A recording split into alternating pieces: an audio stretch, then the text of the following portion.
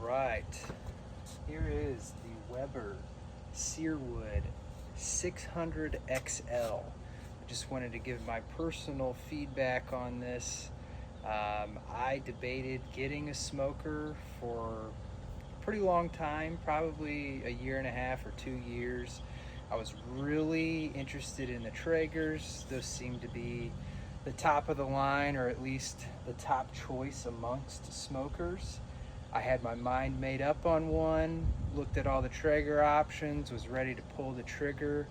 I was waiting on a Memorial Day sale, and then I actually stumbled across this Weber Searwood. So after about a month of ownership, I've cooked quite a few things, from searing cheeseburgers and hot dogs at a high heat on manual mode to a low and slow 9.5 hour cook for a pork butt, for some pulled pork. And honestly, I've been extremely impressed with this. It's very efficient with the pellets. It gets up to heat very quickly, and it maintains its heat or returns to heat very quickly if you open the lid. Obviously, you can see mine is pretty well broken in and seasoned at this point.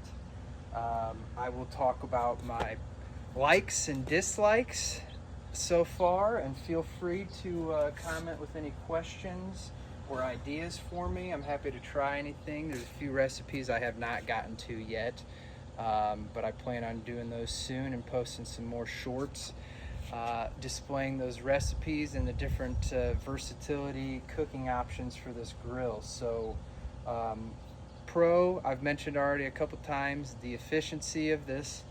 The pellets are really well designed with how they feed into this. It gets up to the heat, no matter if I'm doing 250 or 600, within 10 to 15 minutes. Manual mode has been pretty impressive. I'm going to do a couple other additional tests of maybe purchasing the Weber crafted sear grate, try to do some reverse searing on some steaks, and then I'm also planning on trying some poor man burnt ends with some chuck roast. But all in all, this thing has been really easy to clean.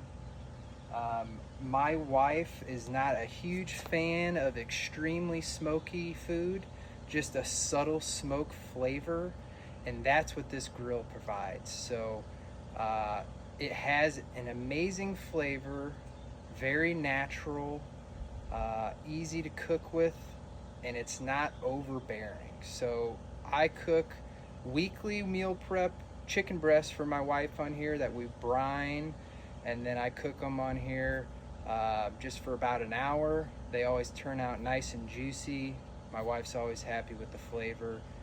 We do that every single week, and that's her meals for the whole week to take to work, nice and easy.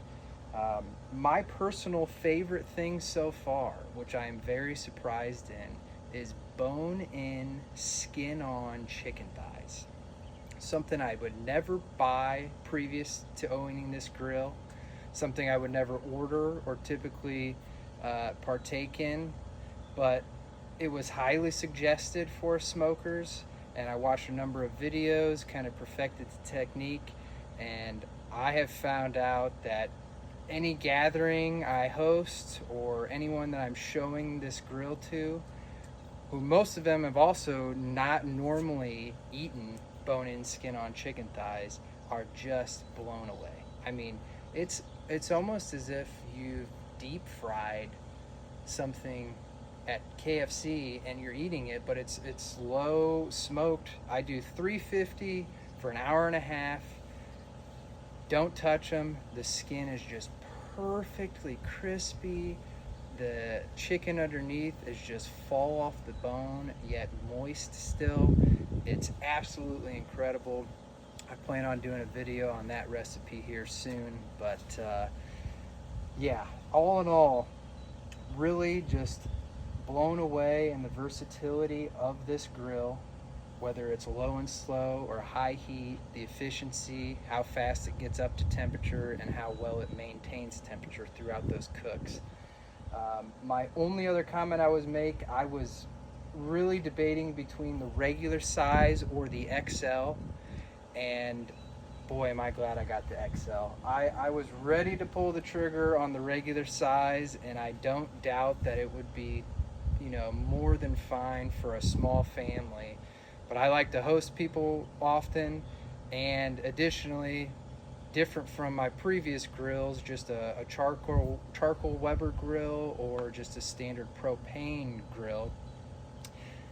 You're generally cooking larger size of meats and or drip trays, and I've hosted gatherings where I've been doing a low and slow cook, and I throw on a couple appetizers or sides while those are being cooked, and that's really come in handy. So I would say that I would highly suggest the XL version if you can afford it. I understand it's a very expensive grill to start with, but if you're spending the money for this grill, I would highly suggest paying a little bit more to get the XL version, just to have some options. Even if you go with that flat top griddle insert, it won't take up the entire grill like it does on the smaller one.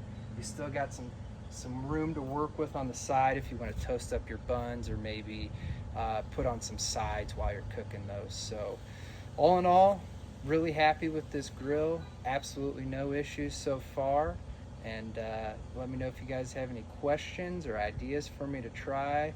Really appreciate you watching, and subscribe or like if you get a chance. Thanks.